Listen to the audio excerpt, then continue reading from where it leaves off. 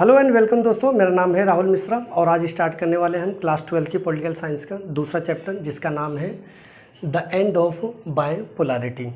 और जैसा कि आपको पता है 2020 और 21 के सेशन में सीबीएसई के द्वारा कुछ चेंजेस भी किए गए थे, कुछ टॉपिक को डिलीट भी किया गया था आपके बुक से और कुछ नए टॉपिक को ऐड किए गए। तो वैसा ही इस चैप्टर में भी हुआ है। द एंड ऑफ बायपोलैरिटी से कुछ टॉपिक को डिलीट कर दिया गया है सीबीएसई के द्वारा और कुछ नए टॉपिक को क्या कर दिया गया है, ऐड कर दिया गया है।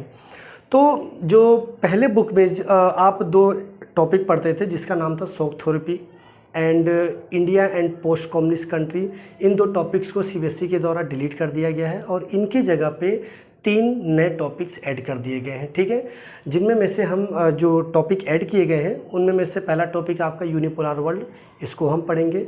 साथ ही साथ द फर्स्ट गल्फ वॉर, इसको भी हम यहाँ पे कवर करेंगे जो कि सीबीएसई के द्वारा ऐड किया गया है। और अरब स्प्रिंग, इसको भी इस साल ऐड किया गया है आपके सिलेबस में। इट मीन्स जो आज का टॉपिक हम कवर करने वाले हैं बिल्कुल according to new pattern syllabus के हिसाब से करेंगे जो कि सीबीएसई ने आपके लिए क्या किया है, अपडेट किया है। तो चलिए दोस्तों फिर स्टार्ट करते हैं इस चैप्टर को जिसका नाम है द एंड ऑफ बायपोलैरिटी। तो सबसे पहले हमें यहाँ पे समझना पड़ेगा चैप्टर के मीनिंग, क्योंकि चैप्टर का जो नाम है उसके टाइटल से ही आपको समझ में आ जाएगा कि हम पढ़ने वाले क्या हैं। ठीक है, तो जैसा कि नाम से क्लियर लग रहा है द एंड ऑफ बायपोलैरिटी।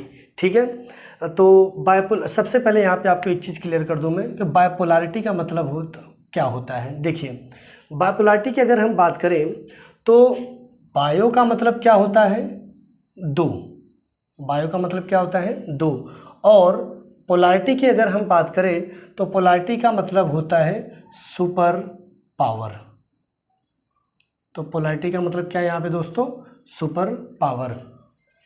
और जैसा कि आप जाते हैं after the ending of second world war, तो पूरी दुनिया के मतलब जो सेकेंड वर्ल्ड वॉर हुआ तो इस दुनिया को 2 महाशक्तियाँ मिलती हैं। ठीक है, जिनको हम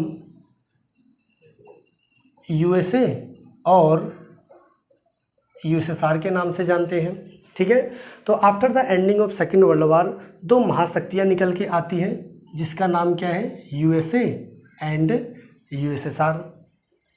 तो यह जो पीरियड है 1945 से लेके 1990 तक का जो पीरियड है उस पीरियड को हम कह सकते हैं बायपोलर वर्ल्ड के नाम से जाना जाता है। बायपोलर का मतलब सीधी सी बात है, जब वर्ल्ड में 2 महाशक्तियाँ हों तो हम उसको बायपोलर वर्ल्ड के नाम से जानते हैं। ठीक है, तो यहाँ पे आई होप आपको क्लियर हो गया होगा। बायपोलैरिटी का मतलब, बायो का मतलब क्या होता है, 2, और पोलैरिटी का मतलब क्या होता है, सुपर पावर। ठीक है, और ऐसा ही हुआ था after the ending of second world war. ठीक है, और अगर हम इस चैप्टर की बात करें तो ओवरऑल जो हमारा फोकस रहेगा वो यूएसएसआर को लेकर रहेगा कि किस तरह से यूएसएसआर एक महाशक्ति के रूप में उभरता है after the ending of second world war.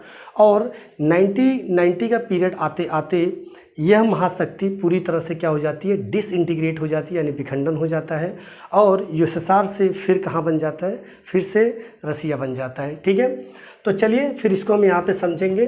तो अगर कई बार आपसे एक नंबर में यह भी पूछ लिया जाता है what is the full form of USSR, तो यूएसएसआर का जो फुल फॉर्म होता है वो होता है union of Soviet socialist Republic. ठीक है, तो यूएसएसआर बना कैसे, तो सबसे पहले हमें थोड़ा सा रसिया के हिस्टोरिकल बैकग्राउंड में जाना पड़ेगा जिससे कि आपको ये चैप्टर अंडरस्टैंड करने में मतलब ज़्यादा दिक्कतें ना हो और बिल्कुल क्लियर है टॉपिक। क्योंकि आमतौर पे जब भी हम पॉलिटी पढ़ते हैं, हिस्ट्री पढ़ते हैं, अगर हमें थोड़ा सा उसके हिस्टोरिकल बैकग्राउंड के बारे में पता हो तो टॉपिक को समझने में और अंडरस्टैंड करने में काफ़ी ज़्यादा ईजी रहता है। ठीक है दोस्तों, तो सबसे पहले हम समझेंगे यूएसएसआर बनने से पहले रसिया में क्या पोजीशन थी और रसिया के हालात कैसे थे और क्यों ये रसिया यूएसएसआर में क्या हुआ, कन्वर्ट हो जाता है। ठीक है, तो अगर हम थोड़े से हिस्टोरिकल बैकग्राउंड में जाएं तो यूएसएसआर से पहले, इट मीन्स जो यूएसएसआर था, यूएसएसआर से पहले क्या था, एक देश था जिसको हम रसिया के नाम से जानते हैं। ठीक है, और रसिया शुरू से एक ऑटोक्रेटिक नेशन रहा है। ठीक है, शुरू से क्या रहा है वो दोस्तों, ऑटोक्रेटिक नेशन रहा है। ठीक है, और जहाँ के जो रसिया के जो रूलर थे, एक तरह से कह सकते हैं तानाशाह थे, उनका नाम था ज़ार निकोलस। ठीक है, अभी जार निकोलस कौन थे, जार निकोलस रसिया के क्या थे, एक तरह से कह सकते हैं तानाशाह थे, एक लीडर थे उस समय, जिस समय रसिया था, ठीक है, और वहाँ पे क्या था, ऑटोक्रेटिक नेशन था। और जैसा कि आपको पता है फर्स्ट वर्ल्ड वार कब हुआ था आपका, 1914 से लेके 1918 तक हुआ था फर्स्ट वर्ल्ड वार, ठीक है। और यह जब फर्स्ट वर्ल्ड वार हो रहा था तो जो रसिया का जो युद्ध है वो किसके साथ हो रहा था, जर्मनी के साथ हो रहा था, ठीक है। और रसिया की ओर से जो लड़ने वाले जो लोग थे वो थे लेबर, पीजेंट्स एंड वर्कर्स, ये लोग थे।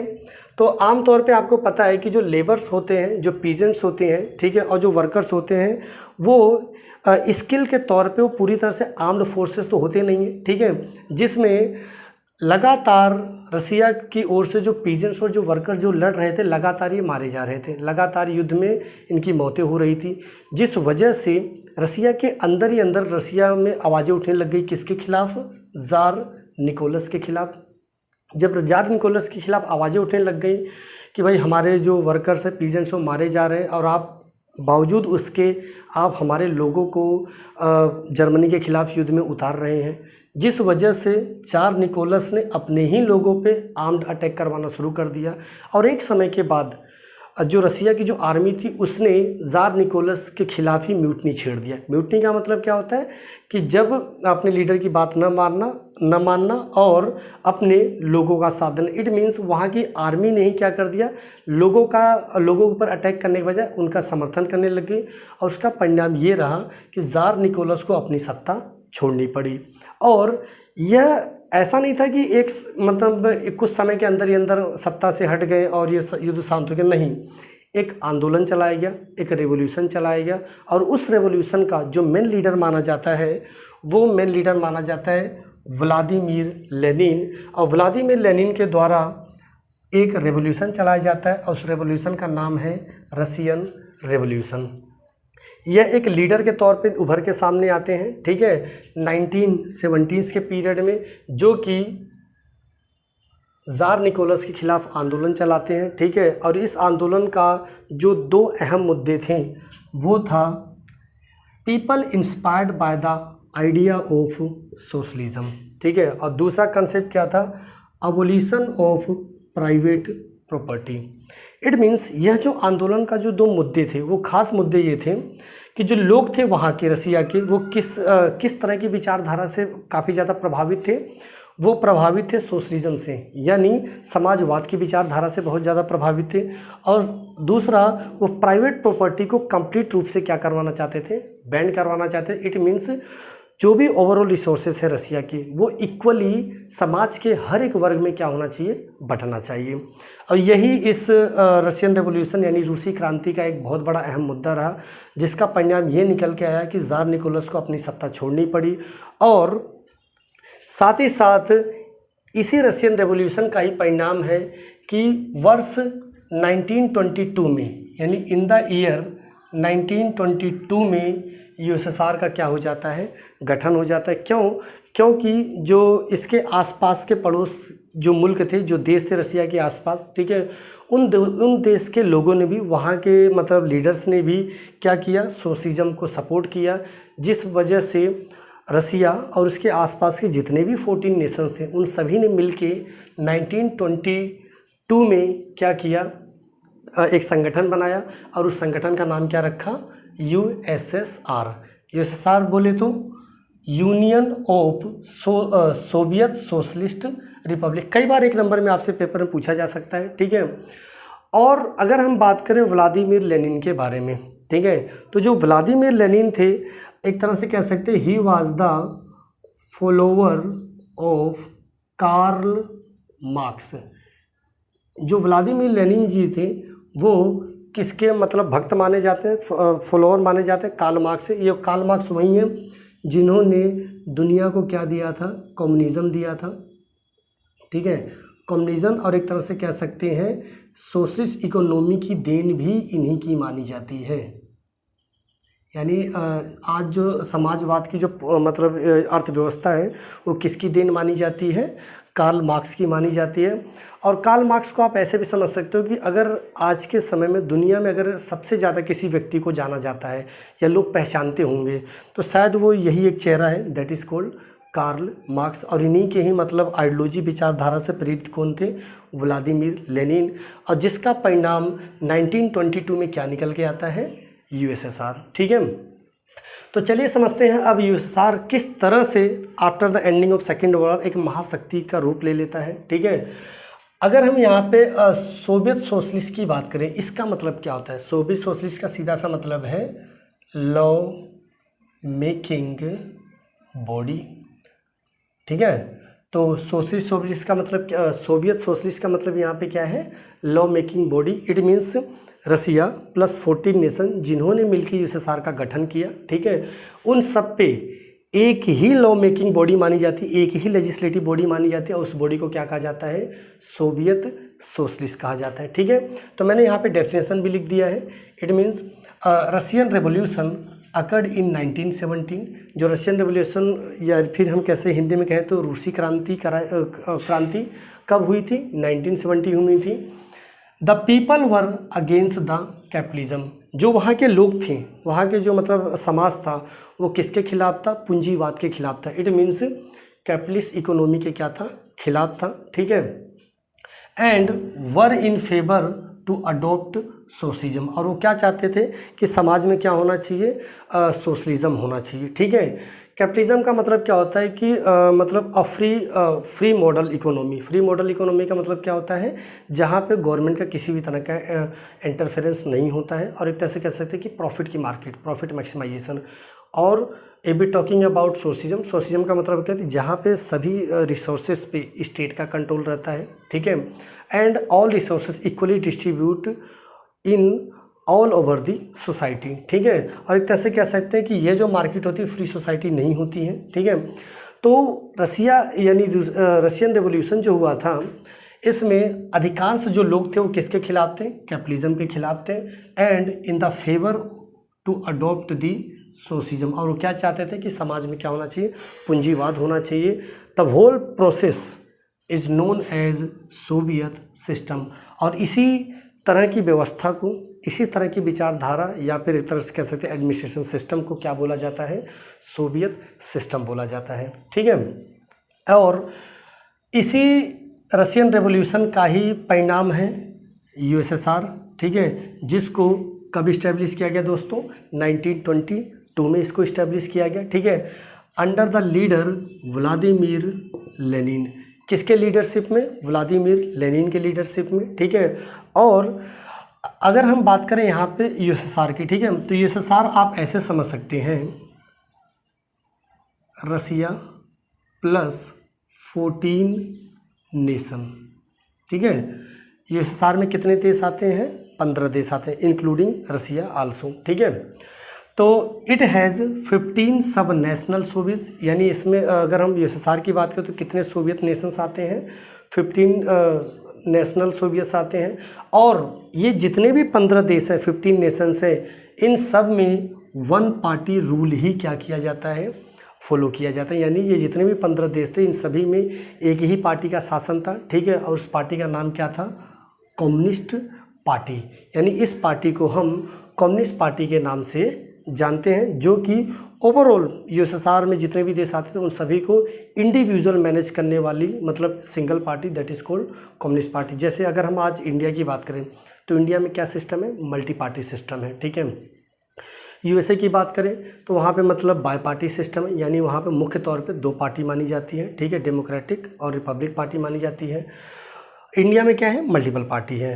लेकिन if B talking about USSR on that time, तो वहाँ पे केवल इंडिविजुअल पार्टी थी, और उस पार्टी का नाम क्या था, कम्युनिस्ट पार्टी, जो कि ओवरऑल उन 15 नेशंस को जो मिलकर यूएसएसआर बनाते थे उनको क्या करती थी, मैनेज करती थी। ठीक है, तो हम यहाँ पे बात कर रहे थे कि after the ending of second world war किस तरह से यूएसएसआर एक महाशक्ति के रूप में उभर के आता है, और 90s का पीरियड आते आते यूएसएसआर का क्या हो जाता है, डिसइंटीग्रेशन हो जाता है, और जो दुनिया है वो बायपोलार वर्ल्ड से ख़त्म होके यूनिपोलार वर्ल्ड में क्या हो जाती है, कन्वर्ट हो जाती है। यानी 2 महाशक्ति में से एक महाशक्ति ख़त्म हो जाती है, दैट इज़ कॉल्ड यूएसएसआर, और दुनिया को 1991 के बाद सिर्फ और सिर्फ एक महाशक्ति रह जाती पूरी दुनिया में, जिसको क्या बोला गया है, यूनिपोलर वर्ल्ड बोला गया। अगर आज की हम बात करें तो आज का वर्ल्ड कैसा है, यूनिपोलर वर्ल्ड है, और आज के समय सिर्फ एक ही महाशक्ति है,